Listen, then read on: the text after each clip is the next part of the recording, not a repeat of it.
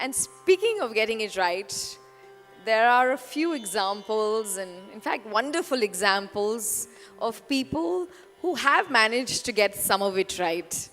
Examples from India, Afghanistan, Nepal, Bhutan, even Sri Lanka, and some of them, some of whom you'll hear before lunch and some after lunch.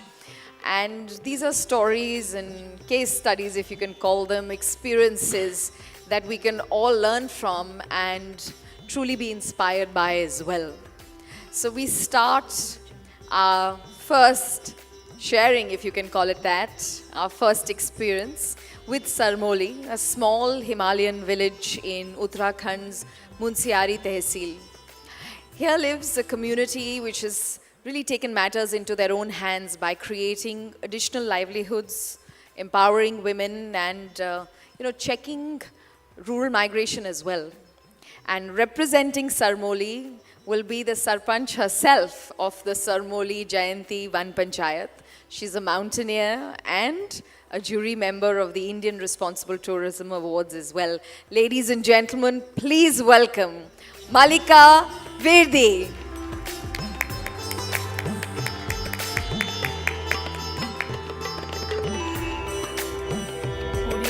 Good morning, ma'am.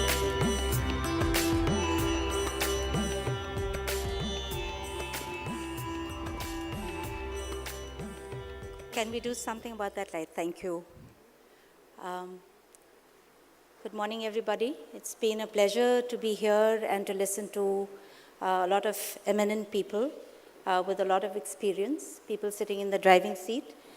A little bit about myself. I am the Sarpanch of a Van Panchayat. Perhaps some of you are familiar with Uttarakhand and how Uttarakhand manages its communal pool resources, something that Megan mentioned. These are our forests, and we have an elected body for that, and I've been elected for the second time. We don't have any photographs to show you of Munsiari. We'll invite you there, leave something to your imagination and to the actual experience. But I will start with a small, thank you. I'll start with a little story about the place where I'm standing right now. I'd like to take you back to the 80s, early 80s, when this was an open field. And I was a young woman living in SP Marg, daughter of a naval officer. The flats are right behind the Moria Sheraton. And I remember being befriended by two young kids. It's really a homage to them. I don't even know whether they're alive. Their names are Girija and Binaya. They were children of migrant construction workers. They built this hotel that we are sitting in. And I remember once the hotel was ready, we became friends. I thought it was only fair that when they were having their first Ram Leela here, and they were going to burn the effigy, that we as a group of young people, adults and kids, would come. And typically, of course, the kids were not allowed to enter. And that was my first lesson on what the tourism industry does to the community, to people, to the people who build, who own landscapes. The industry's been a little reluctant to accept communities that, or actually not reluctant, that's being kind. Actually, you invisibilize people who live on landscapes, own them, protect them, sustain them, and in return get sustained. Having said that, I feel that we should understand where this alienation stems from. Why is it that the communities are invisible in tourist destinations? Why is it that only now we are talking about inclusive tourism, where both the benefit and the responsibility of making the industry work, that you include the community? Let's look at how wilderness is perceived. Okay, let's put aside tourism, let's just look at destinations. In Europe, it's the grand playground. You have mountains, you have people going for skiing, for mountaineering, there are rivers. You look at United Kingdoms. It's rural rustic. They haven't left any of their forests intact. It's the hedgerows where you go birding, look at small animals, hedgehogs. It has its own charm. In the West, in North America, and Megan, you could correct me if I'm wrong, but a lot of the protected areas, the local inhabitants have been removed. They become national parks, inviolate spaces. I'm talking from the point of view of conservation. Unfortunately, you have a huge footfall of tourists. I mean, that's not considered violation, perhaps. In India, the way space is used and forests are used, conservation and use has to go together. This is a realization that has come upon the conservation community some 2 decades ago now. And you have to involve people, and that's where I come into the story. I have been a resident of Munsiari now for the past 25 years. And when I went there as an urban person, I am now a farmer. But initially, I remember talking really sharp and smart about conservation, about what a beautiful place, and hey, come on, this is our heritage, and what have you. And soon realized that the pressure on the land is a very real one, because these are communities that depend on the forest for their survival. And we're talking about subsistence, we're not talking about wealth creation. How do you then get people to conserve, to leave a place beautiful, to have tourists come and, gasp at the sight of the Panchachali range? It's actually quite a beautiful place, Munsiari. We are blessed in terms of physical beauty. But how do you then keep the place as it is? And as a Sarpanch, when I got elected, and actually it was really a challenge, unlike the Gram Pradhan system, which is the village panchayat, where there's a lot of development funds that come in, and essentially it's more it's not panchayati raj, actually it's contractor raj. One panchayats don't have too much money, so there's not much competition. So I got elected, and because we used to talk sharp and smart about conservation, they said, well, let's see what you can do. And that was the true challenge. How do you do conservation without looking at livelihoods? That's when we brought in this whole notion of, trying out community-owned tourism, which we thought could be pitched as a non-extractive livelihood option, where we both conserve and regulate use of our forests. For that, we did several things. The first thing was, are you willing to take ownership back of your commons? And perhaps some of you are familiar with what's been happening with India, with our commons, particularly in Uttarakhand, where they are being systematically dismantled, which means that the forest department's role is increasing. The state is now taking over management, actually labeling people who've lived there and used and managed those forests as beneficiaries of projects instead of owners. So the challenge now for us is to reclaim our ownership. For that, you have to be active, you've got to attend meetings, you've got to come for Shramdan, which is voluntary labor, and nobody was interested. Typically, like with our global commons, we all talk about climate change, but it's not me who's responsible. What could I do? So there's talk on one side, but there is, you own the commons, but you don't want to do anything for it. So that's when we thought, let's try homestays as something that brings in broad-basing benefits from tourism, not just, going and getting grass or wood, both essential for subsistence, but also a livelihood. Bring in trekking, bring in other activities that would be celebratory in nature, that would draw tourists into our community, using our own customs and what we actually live and do there. From the income, we then put back a certain percentage into conservation work. Very tentative, very slow to start. We started in 2004, and now we are about 15 years on. It has succeeded, and some of you in the hall I know have visited and brought visitors as well. It's an authentic experience. We invite you into our world. We keep our farming seasons. We don't see this as our only livelihood option. We do not create a spectacle of rural life. We do not dress up our homes. People are aspirational. People are leaving their authentic, sloping roofs and opting for lintel roofs. We talk about it. We talk about how you lose tourists because of something like that. But we don't force them because it's real time, real life, real aspirations. But we are seeing a shift now with the preferences of tourists coming in for more aesthetically akin architecture to our region. We also draw people in. We encourage people to experience not just the place, but step into our homes with a gentle tread. For example, people always ask us, send us photographs, and we tell them, hang on, this is our home. We don't want to have our homes displayed on the net. Come discover our place. Come a little tentatively. Have some wonder and curiosity. And then a little beyond. Once they're with us, we also challenge them.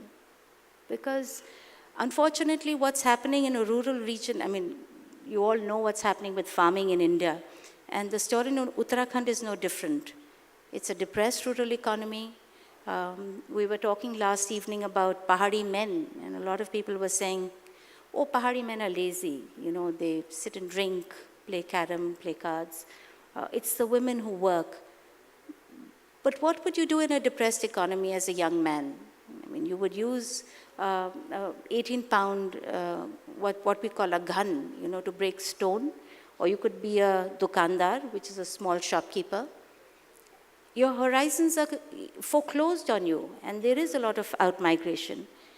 For that, you have to take a more integrated approach. If there is not a revival of the economy, of the rural economy, this is what's going to happen. So our attempt is to question what's happening with the larger development paradigm in our country, where it's, big dams in our area that are ruining our place. One of the conditions of being part of the homestay is to be a good citizen. So we have this little formula, we call it the Dukh-Sukh formula, where we say that if Sukh is money, then Dukh is struggle, sangharsh. So if you love your home, which we all do, then you're willing to stand up and fight for it. You're not only going to take back ownership of your forests, but we will also see to it that the kind of development that comes into our region is one that protects the rural lifestyle, where our ecological footprint actually is a very small one. And when our guests come in, we do challenge them to think about cities and the black holes that they are in terms of consumption, the kind of electricity that's produced in valleys like ours, actually killing rivers so that cities can overconsume. And when we talk about responsibility and responsible tourism, of course it starts with the individual. It is about individual choice, but that's only the first step. I don't know how many of you are aware of, must have read Derek Jensen's book, Endgame, in which he says, personal choice does not equate to political change. It could be the first step. And I do agree with a lot of the speakers before, and Megan, what you said, that tourism also is about politics. It's about resource use. It's about prioritizing. And this is where I come back to where I started, that you cannot invisibilize communities that depend on landscapes that have become tourist destinations. As a community representative, we have innovated ways in which we can engage with the tourist population that comes in. We invite them in. It brings in much needed cash economy. But for us, the priority is subsistence. The priority is survival in those very beautiful and fragile landscapes. And again, to go back to, there's a song by Dire Straits in which they say, you don't miss your water till your well runs dry. And I think something like that is happening with, the beautiful places on our earth, places where people still live. It's not inviolate, it's not out there, it's not exotic, it's very real. Until we can also bring responsibility to how we use resources. You talked about water, you talked about waste. We talk about electricity generation and at what cost. That's where communities like us will stand our ground. I'm an outsider to the industry, but I've stepped in in the faith that perhaps communities can also drive the direction in which tourism is headed. Thank you.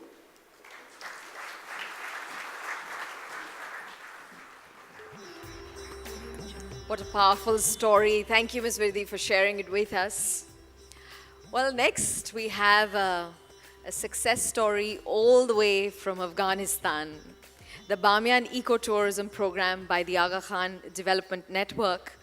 It's a story of reviving tourism in a conflict zone, of mending the fabrics of local culture, of communities, livelihoods, as well as the environment. And I'd like to welcome on stage Mr. Fazal Ahmed from the Aga Khan Foundation's Economic Inclusion Wing in Afghanistan. And he'll be talking about, well, this great story from Bamiyan.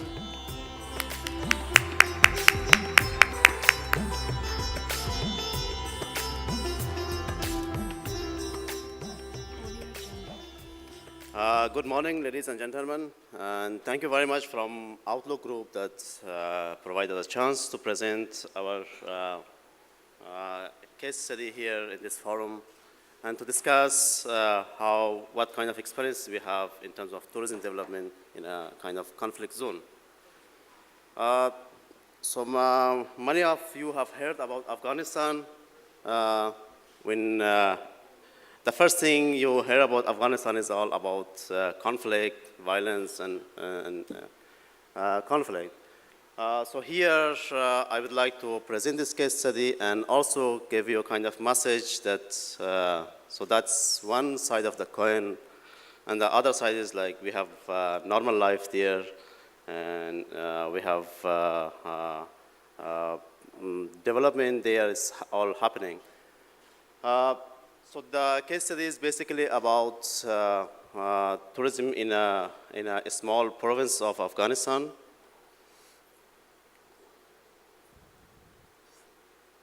So just give you a quick overview of the geography of the province, which is Bamiyan. Bamiyan is located in central highland of Afghanistan, and it's a quite mountainous area. And agriculture and livestock is the main source of livelihoods for the people. And also, it's a historical and cultural center for ethnic group of Hazaras Afghans. So why tourism development in Bamiyan province? As you know, we have lots of tourism potential in overall country, and why we selected Bamiyan. There are many reasons for that. First, Bamiyan is one of the cultural landscape and as one of the World Heritage Center with the different historical amendments we have there. So we have Buddha niches, many of you have heard about it, and historical cities we have there. And natural beauties, we have the first national park of the Afghanistan in Bamiyan. In the picture you see Bandi Amir Lake, which is the first national park of the country. And winter tourism, so there are lots of potential for skiing and skating. And adventure tourism, as it's a mountainous area, and there are lots of potential for promoting tourism for hiking and trekking. And historically, before the war, during 1970s and 1960s, Bamiyan used to be a famous tourism destination in the region. So annually, hundreds of thousands of people were visiting the area annually. And lastly, it's one of the peaceful province in the country, while we have lots of conflict in other parts of the country, but this province is quite peaceful.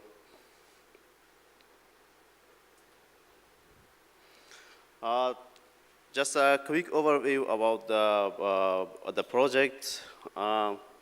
So the overall the goal of the project was to kind of promote tourism for local livelihoods. And in the specific objectives were to develop the industry as a source of income for local people, and also preserve the niche cultural heritage we have in the province. It was a 6-year program, and it was funded by New Zealand and Norway governments. Our Foundation, which is an agency of the Our Development Network, was implemented, and our partners were Ministry of Culture and Information, which tourism is also part of that ministry, and the local government of Bamiyan.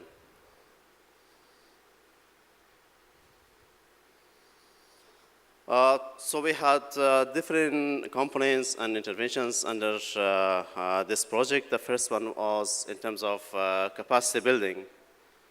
As I said earlier, we used to have a good tourism industry in the past, but everything was destroyed, and the capacity of the locals were one of the issues, how to build their capacity that can provide better services to the people who visit the province. We provided trainings for hoteliers, for local hoteliers, restaurants, and guest houses on different topics of hospitality management.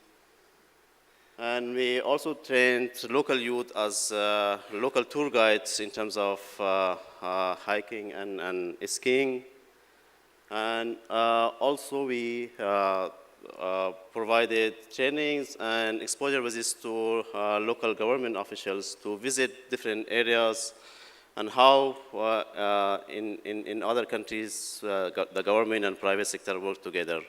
In the last picture you see, we took a group of local government officials to Nepal, and where they sat and discussed with government officials in Nepal, and to see how what kind of policies they have, how they work with private sector and local communities. An institutional building. Under this program, we developed or established Bamiyan Tourism Association, which consists of private sector people and local community. So this is a kind of platform to initiate initiatives regarding tourism development and basically lobby with government for better tourism policy initiatives. We also supported the Bamiyan University, which is a government university, to start the tourism faculty. So this was first tourism faculty in the country. And marketing or promotion of Bamiyan as a tourism destination. So here we had a series of interventions. First, we developed the Bamiyan ecotourism website, which attracted lots of visitors.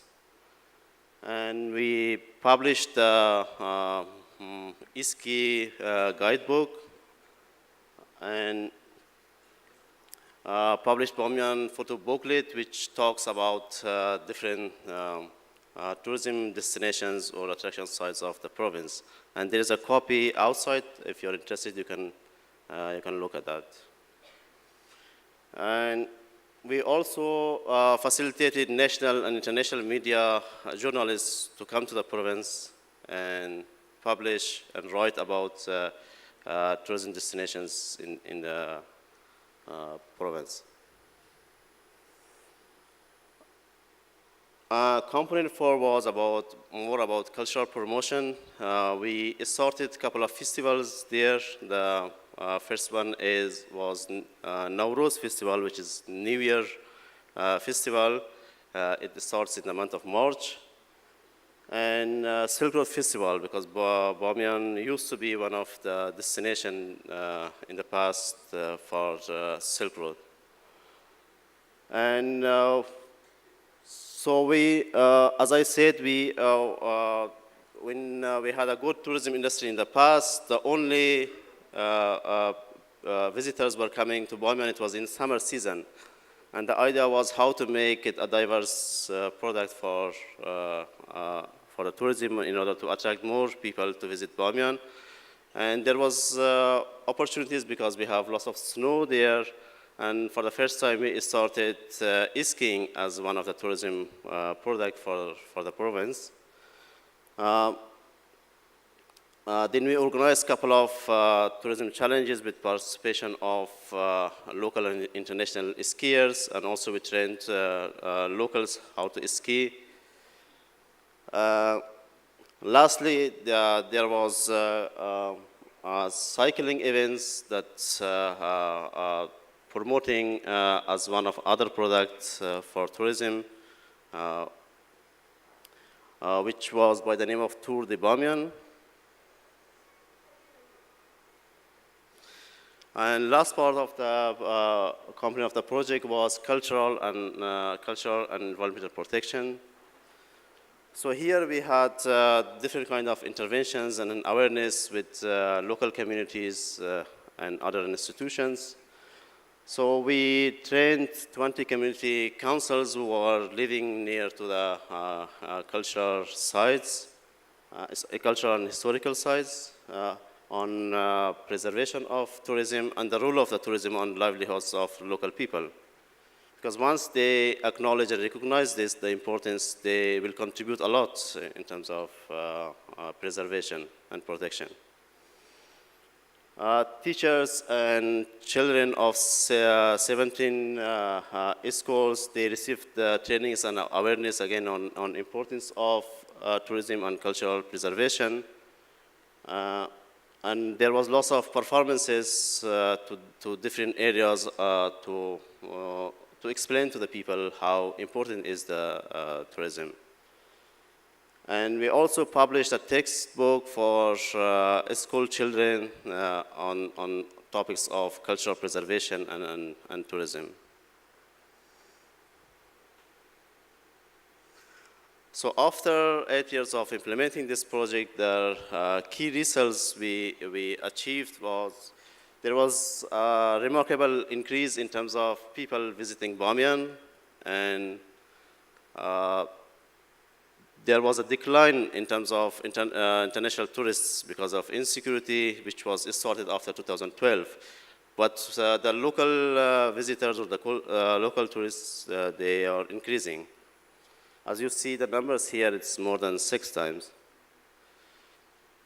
And this has created kind of livelihood and income generation opportunities for more than 6,500 people in different services, right from hotels to homestays, tour guide, handicraft production, and transport.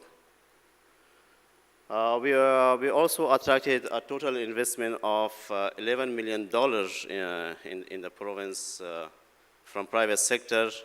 When we started this program, accommodation was one of the challenge, but now there are lots of investment in accommodation and hotels.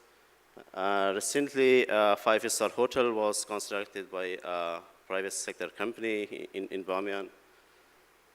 So Bamiyan University started the tourism faculty. As I mentioned earlier, this is the first tourism faculty in the country, which is not only provide human resources for the province, but also for the whole country. And all the promotion events, like cultural festivals, we mentioned it's handed over to local stakeholders, and now, once the program is ended now, all these kind of events are organized by local stakeholders. And in 2015, when a delegation of SARC, they visited the province and they saw the potential of the province, so it was declared as cultural capital of SARC.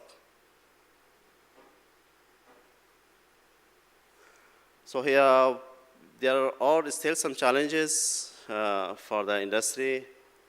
So while the province itself is very safe and there is no security issue, but reaching to the province or to the Bamiyan is a challenge. The highways connecting this province to the cities is quite insecure, particularly in tourism seasons. Infrastructure is another problem. There are lots of tourism destinations, but reaching to those destinations are a challenge. And lastly, there is not a kind of appropriate tourism policy. So though we have a tourism policy, but it's not updated since decades. So that's one of the challenge for the industry. And as of now, tourism is not really in the priority of the government right now. So we are pushing for that. Like this project was one model we presented to the government, that how tourism can generate economic benefits to the local. And lessons learned from this program, the lessons learned we have was, the first thing was in a conflict zone, when you promote tourism, domestic tourists, they are more resilient to cope with insecurity situations. Initially, when we started this program, the idea was to attract more international tourists, but later on we learned, observed that this is something that doesn't work in our context because of insecurity issues and many other challenges. And we observed that local and domestic tourists and visitors, they are more resilient, they have local contacts, and insecurity situation doesn't affect them very much. The other lessons learned was, particularly in our context, so tourism is considered mainly about socio-economic development, as a tool for socio-economic development, but also it contributes a lot to the peace building. So we have experiences while, we had 3-4 decades of war and communities fought to each other in many ways. But once people from other provinces, they visited Bamiyan, they had a wrong kind of perception about people, like they are dangerous people. In the past, we have fought with them. But once they visited the area, the Bamiyan, and they find it very different, what they were thinking. And next year, they come with their families, with their children to the province. So our experience shows that tourism also can be a good instrument for promoting peace and reconciliation. And thank you very much. This was all about IHELM.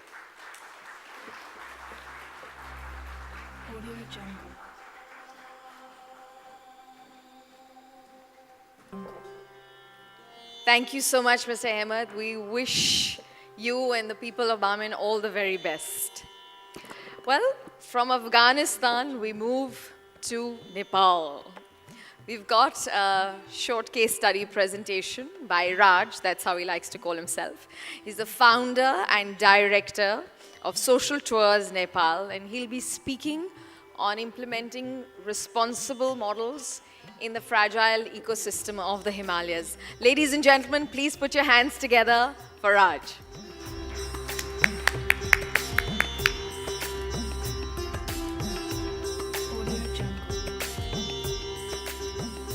Thank you very much. Right, I'm from Nepal, and I don't have to say much to the people in the subcontinent, but namaste, which means I worship the God in you. And hopefully the God within us today is all feeling, is trying to do good, and that's where the sense of responsibility comes from. And I think that is what will take us, whether we are policymakers, government, tour operators, travelers, the good in us will probably do the responsible thing, and that's what I hope. So, Nepal. Don't have to say much about it. We are the guardians of the Himalayas, got about 26 million people, between 70 meters to the top of the world in 250 kilometers, one of the steepest countries in the world, and the air conditioning for the world. Right. I was very confused, I must say. I'll talk about this slide a little bit, but I was very confused when I started off trying to develop this presentation for this gathering, and was always asking who the audience is, whether they are policymakers, and it's so diverse that addressing one particular category is very difficult. So I decided to go by actually using the chance for a case study in talking about the passion of what I've been doing in Nepal for several years, and then it might relate to different categories in its own way. So if people have questions on that later on, over lunch, whatever, I'll be more than happy to deal with that. So the story, my story, starts in 1998 with this. Cataracts are a very important problem in Nepal. Because of the high altitude, the UV light, creates cataracts, and nobody wears glasses. So that's why you have a lot of cataracts. In 1998, I was not in tourism. I was in trade, actually selling sweaters to H&M. And during that time, my partner and I, my partner was British at that time, he brought in his school from the UK, and we did a cost-plus trip. Basically, they did trekking, rafting, they really enjoyed Nepal. I think it costed around $1,200, and we charged them $1,400 and said $200 is going for a cataract camp. Right? So we raised about $5,000 and used one of the best facilities in Nepal. It's called Tilganga. It's now world class. And we went to a village, did about 1,000 checkups, did 250 cataract operations, all of them successful for free, using that money. Right? And when we did that, that was the inspiration for me to actually get into tourism. Yeah? That was the inspiration which told me that there is the power here. There's a power to do real good, real good. So in 2002, what happened was around about 2000, Nepal was going through this whole conflict with the Maoists. So the bottom was falling out of the manufacturing industry. The bottom had already fallen out of the tourism industry, forget that. But the bottom was already falling out of the manufacturing industry, and so I decided to switch and move on into something else. And then that thing that I had done before clicked in my mind. So, something's not working here? Right. So then it started as an experiment. I said, okay, here's an experiment, let's give it a try. We'll take social work and tourism and put it together as social tours, right? And the word social tours was only chosen because I could get the website, but that's another thing, right? But then we called it social tours. And then we had to cook, right? You got to cook, what are you going to do? So we worked on an idea of a vision and mission, right? I pride social tours in 2002 to be probably one of the few companies in the world which started off with responsible tourism in mind. So what we did was, we developed it's pretty boring, but I'm just marked out some of the elements which are very important to me. One is a corporate concept of linked prosperity. So the prosperity cannot be just with the company alone. It has to be shared. So linked prosperity became a very important one, whether it's guides, porters, drivers, communities, homestays, hotels, everything. It's linked prosperity. So that's very important. But at the same time, it cannot be just activism. It has to be memorable holidays. You cannot run a tourism business just on activism. It has to be delivering fantastic products, and that's very important. And then it had to improve the quality of life. And this is three little pillars that we try to determine the value, the mission on. And then, of course, the economic one, I need to make money, I want to go to holiday in Hawaii, all those things are there, right? And then I set up a principle of values, because the idea was homes, work on values. Our houses are based on values. And if you work on values, you sort of trust that, the son does, the right thing when they go out, because they're based on certain values. So similarly, we said the organization needs to be built on certain values. And we set very simple values, respect for every individual. So whether it's the traveler, whether it's the guide, whether it's the guy who comes to deliver water into my office, everybody has to be respected. The respect is a very important part. Honesty and integrity, because without that, you cannot go on for a very long term. You can do very short things, but you can't do it for a very long term. Continued excellence, that comes from our fact of wanting to deliver the memorable holiday. And if you don't do that, you cannot market if you don't continuously work on excellence. We also decided and agreed that quality is never 100%. It's only a process of moving towards 100%. And that was very important. The social responsibility of business was a pillar already because we knew that we are going to earn money because of society, and we're going to sell products from society, so I have to give back one way or the other.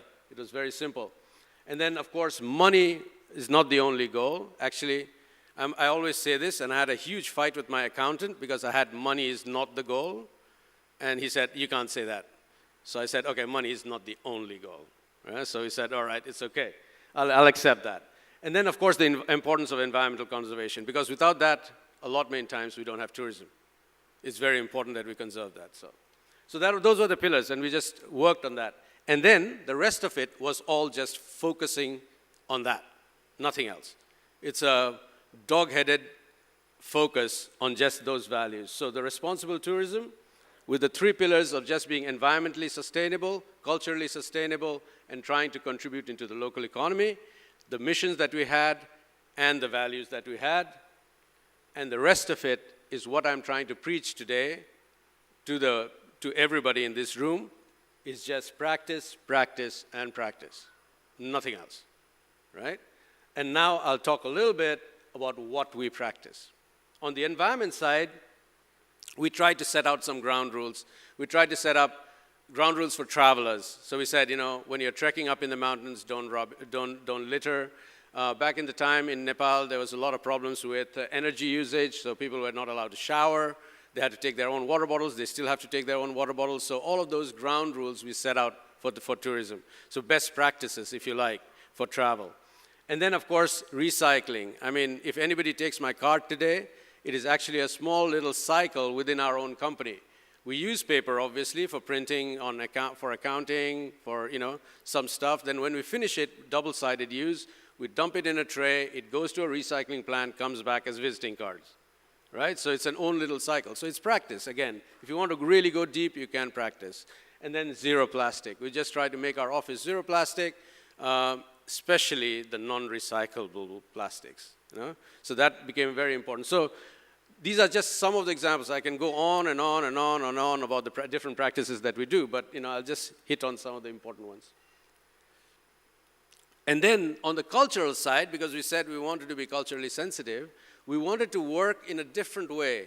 I mean, there's always ways to tell the traveler what to do, what not to do, and always like that, but we worked on the demystification of it. So, for example, how does that relate into today's product base is that we have a trip in Nepal, Kathmandu right now, where you can debate Buddhism with a monk. Right? So you can go there and debate Buddhism with a monk. So you demystify it. The way I like to put it is, when somebody sees somebody with a robe, they think they can fly. But they don't. They're just thinking of the next iPhone, right? So the idea is that if you have a conversation, you start understanding. And I think this creates really important, memorable holidays, and it also works on the cultural side. So you can really go deeper. Now, there are many products like that. I won't go into that. But the basis of it is the demystification of culture, because people travel to understand. And if you give them a chance to understand, they will love it. Then, on the other side, we also started working on not vertically integrating. I studied management in Anand, and I went against everything I was taught. So I said, if they said, vertically integrate, you'll make more money. And I'm saying, no, I don't want to vertically integrate. I still want to prove that I can make money. So now we don't own cars. We don't own hotels. We don't own airlines. We're just a tour operator. And we distribute the wealth. Right? That's what we do. And at the same time, we make money, obviously, somewhere on the side. But we distribute the wealth, and we try to distribute it as much as we can. And therefore, we can spread the message. We can always influence others and try and really be a good influence, right? Now, the spread of the tourism dollar became very important. So we started even trying to do math on it and trying to tell travelers about it, because every time we are a tour operator, we are the bad guys, aren't we? We try to make money. Everybody says, go local, skip the tour operator, right? Because now we had to prove that we actually are doing the right thing. So then we started plotting it out and trying to tell the traveler where your money goes. Yeah? So you see that, the guide makes as much as us, for example, Or, if you combine the admin and the guide and the pottery guy in a pottery tour, they're making the same amount as us. And that's kind of interesting when people start seeing that. And that becomes a very educative tool on how tourism functions. And also, it's a good inward thinking for us to see how it works. And then, of course, focus on experiential. Make sure that your product base is always fun, hands-on, touch, sight, taste, smell, everything. And I think we made the right choice. And this was way back, right? Now everybody is only talking about experiential travel. You see data upon data of people saying experience is the latest Google search word. So experiential travel became important. So we decided to divide the categories of products into go local, be active, be immersed, be involved, and go broad. And the first four are pretty self-explanatory. If you go local, be active, be immersed and be involved. Go broad was about the region. So India, Bhutan, Tibet, so trying to go slightly broader and trying to spread that. Now, the product base, I can go on, there's a lot of products. But if you look at it in the Go Local series, an interesting one is Rise of the Artisan. And Rise of the Artisan started after the earthquake of 2015, when we realized very quickly that every 80 years in Nepal, artisans rise because the heritage comes down. So it became a very good opportunity to focus on artisans, to showcase to the world how good they were, and how a stupa that has fallen down, that was 2,000 years old, could be rebuilt in Nepal today. And the skills are still alive, and that is an amazing, amazing achievement. So Rise of the Artisan is a very interesting day trip that we have in Kathmandu. In the active category, we went offbeat. Everybody talks about Everest Base Camp Trek, Annapurna, Lantang, the typical ones, and we're saying, no, we want to do a community lodge trek. So we started going offbeat, trying to push people away from the regular. The Be Immersed section took people deeper. Dancing with Shamans is actually a shaman full moon festival in August, where shamans go to a high altitude lake that dance the night away as a ritual to turn into full shamans.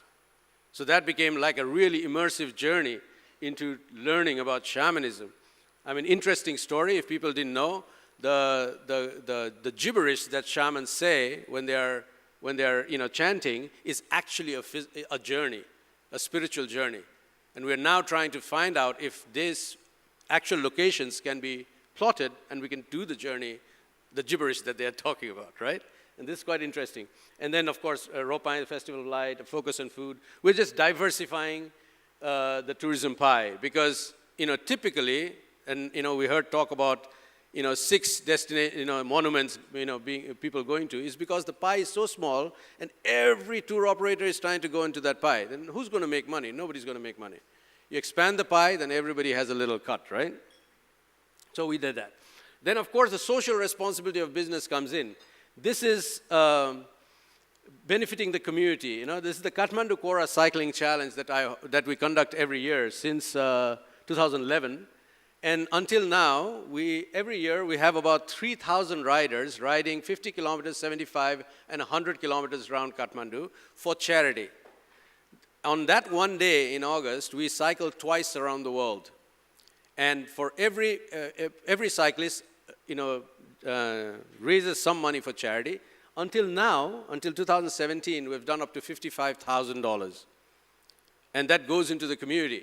And some of it has been to, thank you very much. It has been to work on prenatal care, on postnatal care. Now we're doing cycling trails around, developing a cycling destination. Before it was into education. So we're just showing the power of tourism and of activity of people who are really thinking well. And this is what it can be achieved. Yeah? It's very simple, actually. The other big movement that we did was after the earthquake, was supporting the industry, trying to demonstrate to the industry and coming out in the industry and showing them what can be done. After the earthquake of 2015, in June, I started this campaign called I Am in Nepal Now, where travelers could just hold up a little card and say, I am in Nepal now, just to prove that they are in Nepal. Yeah? And this viraled online into 500,000 views on Facebook and made the Bangkok Post, everything. And now the government took it up. So the government took it up, and Nepal Tourism Board is currently running a nepalnow.org website, which is actually talking about better stories from Nepal, working on trying to mitigate problems that result from disasters for tourism, right? So we have a huge backlash when a disaster happens. And interestingly, the success story from Nepal has now was taken in Ecuador with I'm in Ecuador now, is now currently running in Bali with I'm in Bali now. Myanmar is taking up because of the Rohingya crisis affecting tourism, so I'm in Myanmar now. And it's being taken around the world. So being an example was actually quite simple. It actually started with my wife, who's Austrian. I told her to hold it up because she looks like a tourist. That's how it started. So, it doesn't have to be big, the ideas don't have to be big. It's just about practice. The other part of it is the team. It's very important. Actually, I wanted to present a video today. It was shot yesterday in Kathmandu, but they wouldn't finish the edit. So I could not show that to you about how our team functions in the office. But this is a part of the team. The idea is keep them happy. Keep them happy, keep it non-hierarchical. We don't have any titles in the company. I'm supposedly in charge of the future of the company.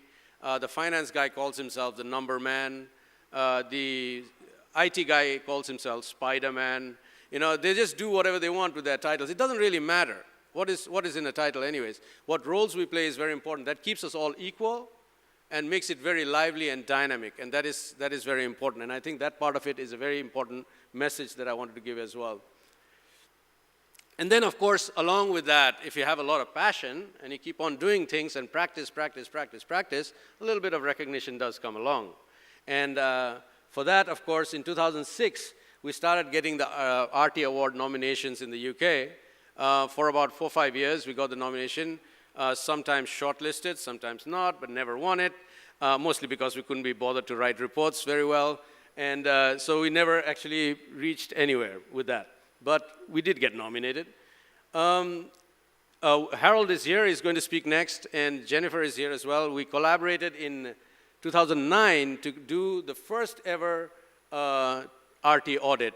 So we managed to do, we did a big exercise to audit our own practices to start looking inwards into what we were doing at every aspect, whether it was environment, culture, the payments we were making to the guides, the charity that we were doing, everything.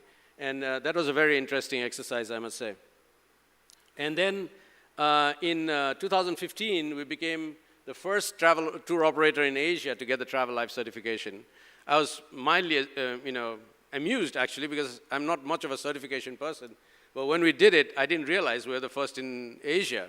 Of course, now there are many more who have got the Travel Life certification. And the future. Okay, I'll just quickly touch on the future. Do I still have time? Yeah? All right. So a little bit on the future. So where are we going from here? The next movement that I'm trying to make is actually looking at compassion, the Buddhist principle of compassion, rejoicing in the joy of others and using it in tourism, and trying to see if that is a principle that can be taken forward, and using mindfulness, which is getting very popular now, as the practice part of it, that everybody becomes mindful, whether it's the destination, the communities, everybody involved in the process, whether it's government, everybody becomes mindful. And that can be quite interesting exercise. And then, the idea of a benevolent private sector, which is actually helping development, instead of, just fleecing off, would be ideal, obviously. So that's the future that I'm working on. A little bit of also is, trying to work on this whole idea of a travel corner store instead of a mall. So we become the place where people come because of the stories that we have to tell, and they come because we are slightly specialized. So the idea that tourism does not have to own the world. We don't need to be the world's biggest company. We don't need to have all the business in the world. So it's not about scaling up, but it's more about doing it just right.